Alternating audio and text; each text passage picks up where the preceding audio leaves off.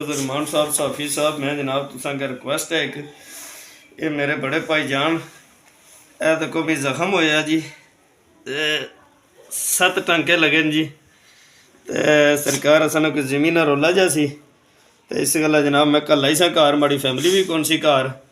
तो सर इ'यै जे केस तुसें ही करने हो, तो इस गल्ला तुसां क्या सर रिक्वेस्ट कर सकने। मैं माड़ा बंदा रिक्शा चलाना, तो इस बंदे माड़े नाल घर जगह हमला किया। तो मजीद जी मामलात ने तुसां नाल मैं बाद ही गल करना।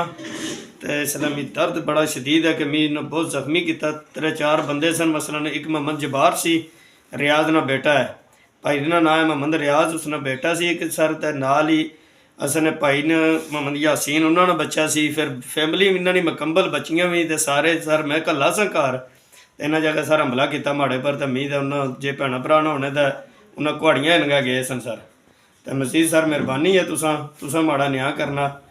माड़े मूँह अगे जगह जनाब जिसना मुतालबा है उससे पिछे लड़ाई कर रहे। तो सर मेहरबानी है, साफी साहब तुसां नाल ही रिक्वेस्ट कर सकने, तो इसने असेंगी साला करो।